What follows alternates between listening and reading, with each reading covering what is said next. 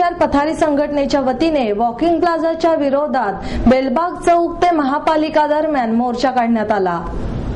Walking plaza हा walking plaza नव्हे तर माणसाला देशोधडीला लावण्याचा हा रस्ता झाला आहे। शिवाय नगरकर तालीम चौकातील लाल सिग्नल झाल्यानंतर पुन्हा गेस्ट हाऊस पर्यंत ट्रॅफिक जाम होते। पीएमटी वाल्यांना ड्रायव्हिंगचा त्रास होतो। पूर्वी मोठा टेम्पो थांबला तरी रहदारी सुरळीत राहायची, आता लावलेल्या बॅरिगेड्समुळे रिक्षा जरी थांबली तरी ट्रॅफिक जाम होत आहे। असे सर्व टाळून पदाचाऱ्यांची सोय होण्यासाठी संघटनेनं मनपा आयुक्त, अतिक्रमण प्रमुख उपायुक्त, मनपा नगर रचना अभियंता, डीसीपी वाहतूक विभाग यांना लेखी निवेदन देऊन 10 बंधने लावून घेत पदाचाऱ्यांची सोय केली आहे। हे प्रशासनाच्या लक्षात लेखी आणून दिले, परंतु प्रशासन त्याचा विचार करत नाही। हे निवेदन जनतेच्या समोर घेऊन गेले असता या निर्णयाचे जनतेकडून स्वागत झाले आणि पाठिंब्यासाठी घेतलेल्या सह्यांच्या मोहिमेमध्ये दुकानदार, खरेदीला येणारे ग्राहक यांना मिळून 14,248 सह्यांचा पाठिंबा स्थानिक दुकानदार, रहिवासी तसेच पुणे शहरातील हजारो ग्राहकांना मिळाला।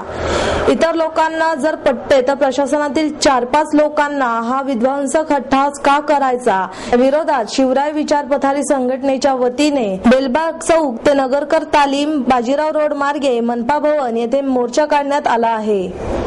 6 नोव्हेंबर पासून पोलीस आणि महानगरपालिकेने गेल्या 60 वर्षापासून जी रस्त्यावर या ठिकाणी बसण्याची जी पथारीची सोय झालेली आहे ते गेल्या 1 महिन्यापासून बंद केलंय।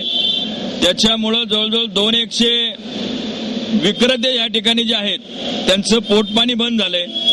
हा केवळ पोटापाण्याचा प्रश्न नाहीये, पथारीवाल्यांचा पोटापाण्याचा प्रश्न आहे। ताकाला जाऊन भांडं लापवायचं आम्हाला कारण नाही, पण त्याचबरोबर दुसरं या परिसरामध्ये पुणे शहरात स्वस्त दरात पथारीवाल्यांच्याकडे कपडे, बेल्ट अशा विविध वस्तू मिळतात, ती सुद्धा गरिबांची खरेदी यांनी बंद केलेली आहे। आणि याचं एकमेव कारण असं सांगतात ते की या ठिकाणी वॉकिंग प्लाझा करायचा आहे। वॉकिंग प्लाझा जरूर करा, ज्यांना जोरात चालायचंय, व्यायाम करायचंय त्यांच्यासाठी मोठे मोठे ग्राउंड आहेत, बगीचे आहेत।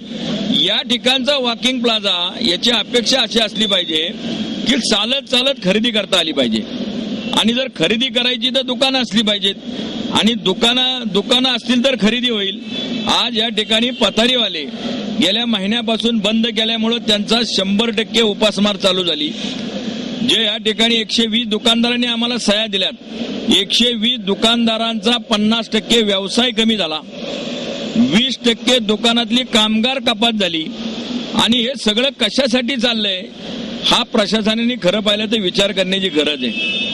या वॉकिंग प्लाझाला आमचा पूर्ण विरोध नाही। आमचं म्हणणं असं आहे की आम्ही जे गेल्या महिनाभरात अभ्यास केलेला आहे त्या अभ्यासानुसार आम्ही फुटपाथला महानगरपालिकेने जे रेलिंग लावले त्या रेलिंग पासून फक्त 2 फूट आणि आडवं 4 फूट एवढ्या जागेत बसतो।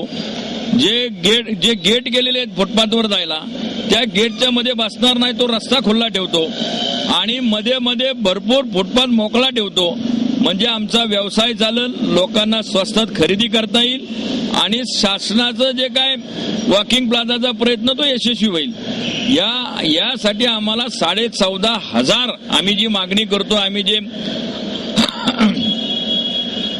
योजना दिलेली आहे 14,500 लोकांनी याला आम्हाला मान्यता दिली। आमची प्रशासनाला विनंती आहे की 14,500 लोक ज्या वेळेला एखादी मागणी करतायत त्यावेळेला ती मान्य केली पाहिजे अशी आमची प्रशासनाला विनंती आहे।